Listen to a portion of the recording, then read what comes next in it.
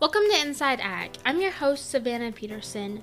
The Women Managing the Farm conference is coming up in February, and so we're sitting down with Robin Reid, who is the conference coordinator, to learn a little bit more about the conference. Welcome, Robin. Thanks for having me, Savannah. Robin, can you give us just a general overview of the conference? What all does it entail? So, if you've never heard of the Women Managing the Farm conference before, the name can be a little intimidating. What this conference is really a comprehensive conference for any women involved in agriculture at any sort of level. So, you might be the farmer out there yourself or rancher, the producer. This conference is for you.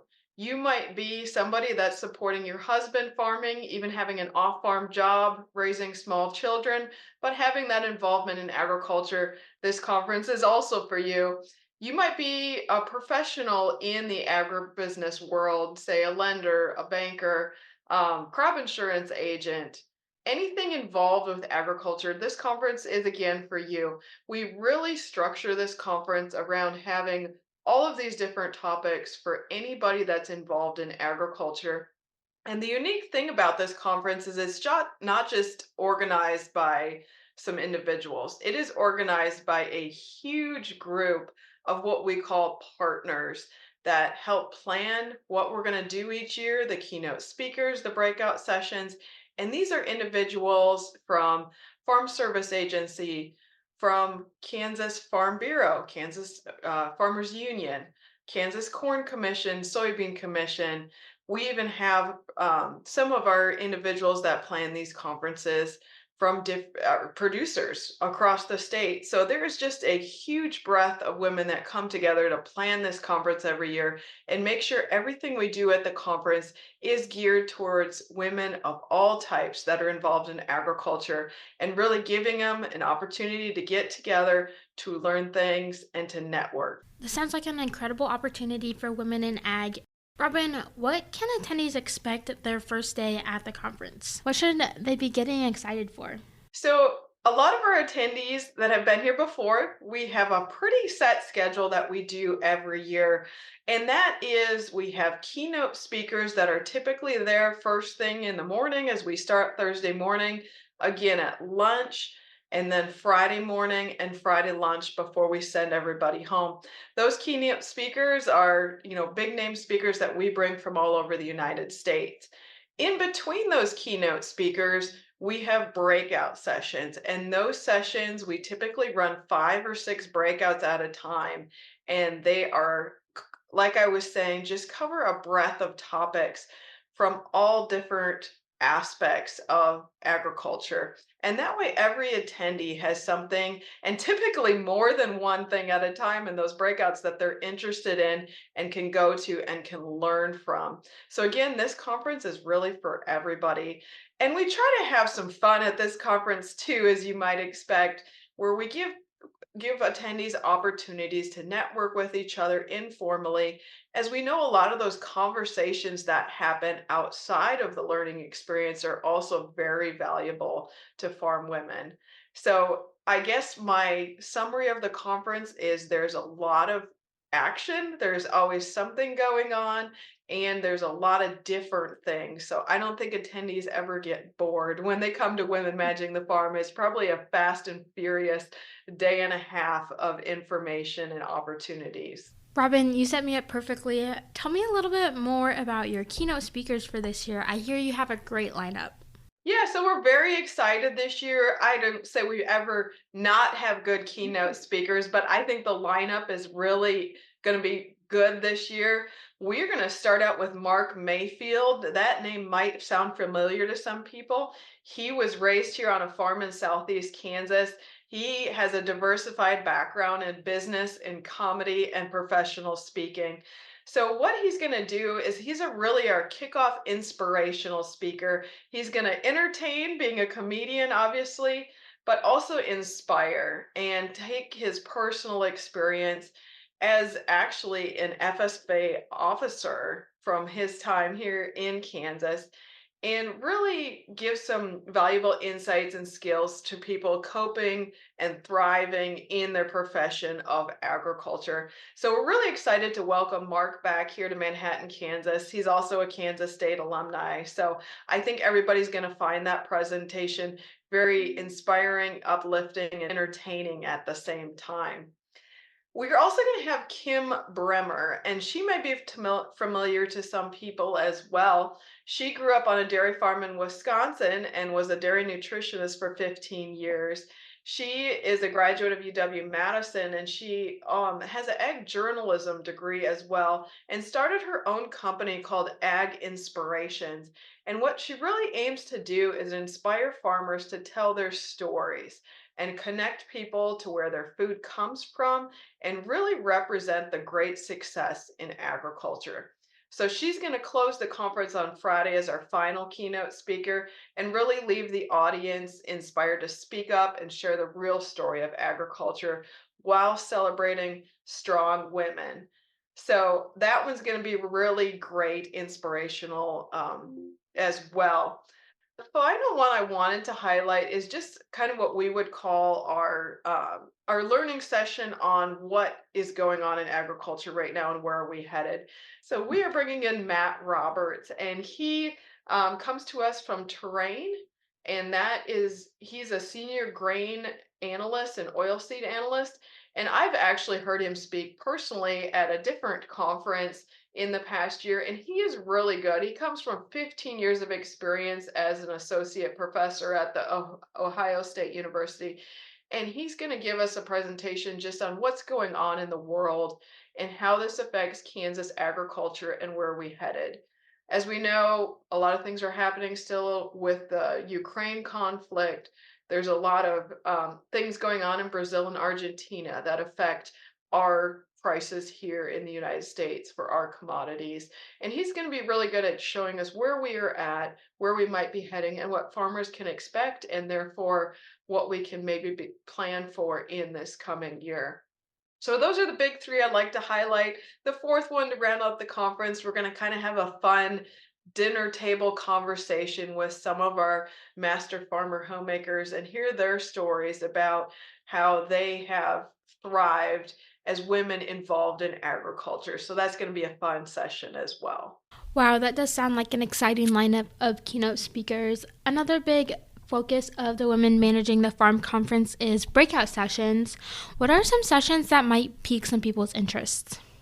So again, our breakout sessions, we run 5 or 6 at a time, and they're all really good. So it's hard to sometimes pick what session you're going to go to, and I'm not going to read them all here, but I want to highlight just a few of them that, like you said, might pique some interest.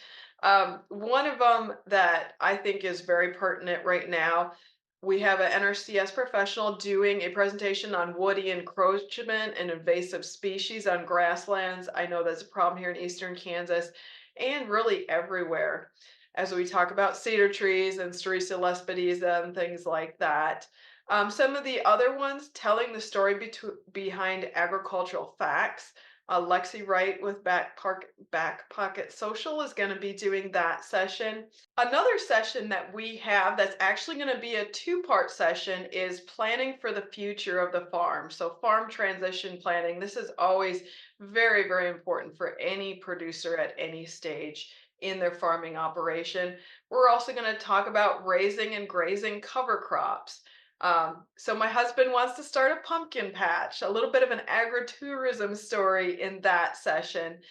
Farm, ranch, and rural home financing options. So another very informative session there. Strategies for recruiting and retaining farm employees. Soil health impacts on nutrient cycling, climate adaptation, and water conservation. QuickBooks for more efficient and effectively achieving farm life balance.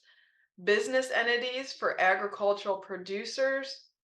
And just a couple more here. Again, this is only a small part of the whole list that we have. The basics of grain and livestock marketing, beef quality assurance certification. We have Tara Barnhart coming in to talk about that and another session she has on the business of raising beef. meals in the field, bringing meals out to the field during harvest. And just a final one, I'll highlight agricultural policy 101 and what's going on with the Farm Bill. So, again, action packed sessions. That's just a small representation of what we have in all of those breakout sessions that'll be going on throughout the conference. Based off of that list, I definitely think there is a breakout session for everyone.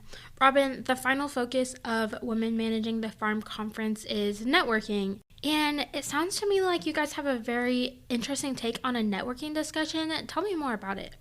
Absolutely. So, what we call our networking sessions, I think this is very unique to our conference. I haven't been to any other conference that have done something like this, but this is something that we do every year. The difference this year is we have different topics. In the past, we've kind of divided women based on, are they a producer themselves? Are they a helper of their husband who's a producer? Are they a landlord? Are they an agribusiness career professional? This year, we're doing something different and we're going to be grouping attendees by issues. And so, those this year are navigating multi generational farm transitions, elder care on the farm, so taking care of those on the farm that are are elderly, mental health and emotional well being, working on the farm with small children. I know that's a challenge for a lot of women across the state, respect as farm women, and then finally, second shift farm women are those that are working on the farm and off the farm. So, six really good topics that attendees can identify with, and then we put them in groups and have facilitated conversations around these issues to really give that opportunity for attendees to learn from one another and not just speakers. That sounds like a great opportunity for women to connect with their counterparts. Robin, let's switch gears a little bit and more just dive into the conference itself. The theme for this year's conference is Rise. How did this idea come about? So every year we try to identify a theme. And this year's theme of Rise really points to a couple different aspects. One of them being just agriculture. As we're celebrating our 20th anniversary, as we'll get into in a moment, we can also look at agriculture and how it has evolved in the last 20 years. Agriculture continues to change and adapt as there's more challenges and different challenges to producing food to feed the world. So, really rising as an agriculture community to meet the challenges coming forward. And then on a more personal level, using that theme to also look at, whether these attendees are from agribusiness, or producers themselves, looking at that work-life balance and using the conference to inspire you to rise each day as women in agriculture and be that face that can inspire others and really tell our story of agriculture. So, a couple different things going on there, but really that inspirational tone is what we want attendees to feel when they come to the conference this year. Like you alluded to, this is the 20th anniversary of the Women Managing the Farm Conference. How are you guys celebrating this exciting milestone? So yes, very, very exciting year. These conferences started obviously 20 years ago, but they started as regional conferences across the state and have then evolved into a big statewide conference. It used to be held in Wichita and Hutchinson, moved to Manhattan, Kansas here in 2013. So really been here for quite a while. We're going to celebrate this year by going to actually the Flint Hills Discovery Center, which is just a couple blocks from the conference center. We are going to have heavy hors d'oeuvres. We are going to have actually swing dancing performance and lessons by the K-State swing dancers. We're going to do some barn quilt coaster painting. And then obviously just tours of our Discovery Center here, learning about the Kansas Prairie, and just a time to celebrate, to fellowship, and really just um, get this milestone in the forefront of everybody's minds as we have been 20 years now. That is a really long time, obviously, for a single conference to continue. Well, Robin, it sounds like there's an exciting Women Managing the Farm coming up. Can you give us a little bit more details? When's the conference? How do people get registered? Yeah, so it is coming up very quickly. So we actually will be starting the conference with our pre-conference sessions on February 14th. What is exciting this year in our pre-conference sessions is you can catch a ride to this conference from 6 different locations across the state. And what we're calling these pre-conference tours, each one of those will have a couple tour stops they make on the way to Manhattan, and then you'll arrive obviously in time for the conference, the main conference, and then you'll get a ride back from that location. So we're calling this the Sunflower Showcase. We have pickups that are starting in Waukene, Hayes, Kinsley, El Dorado, and Stockton, and and Garnett. So 6 different locations across the state that you can get on one of those tours, have a couple stops along the way, and end up here in Manhattan, Kansas. At that same time, we also have a pre-conference session going on, and that is again February 14th, starting at 1:30, and that is Rise and Renew, Wellness and Resetting in Agriculture. So that is going to be a really good session too for those that are more local or don't want to take advantage of one of those tours. That is available. Our main conference then will start on Thursday, February 15th, first thing in the morning. We'll be going all day Thursday, literally, because we'll be celebrating that night at the Discovery Center. And then Friday, the 16th, we again start first thing in the morning and we conclude about 2 o'clock to send everybody home for the weekend. Registration is ongoing, but we would like to get everybody registered as soon as possible. We are doing t-shirts this year for our 20th anniversary, so we need people to sign up early so we can plan ahead on that. The easiest way to look at the full agenda, register, find all the information is our website, womenmanagingthefarm.com. Awesome. Well, Robin, is there anything we might have overlooked in our conversation today? I would just encourage, if you've never attended before, reach out to some people that likely have from your area. We typically run 200 to 300 people that have attended this conference in the past. So likely somebody in your area has been to it. But even if they haven't, gather some friends, get registered, come on over. I know you will have a very good time. Come away learning a lot of things that you can take back and directly apply to your farm, your ranch, or your career. So again, this conference is for any type of women involved in agriculture. Robin, thank you so much for joining me here on Inside Ag. It sounds like you have an exciting Women Managing the Farm conference coming up. There is a grant available for Farm Bureau members. Reach out to your county coordinator for access to apply. If you would like more information about the Women Managing the Farm conference, visit the link in our description. Again, I'm your host, Savannah Peterson with Inside Ag. If you like this episode, be sure to share it with your friends.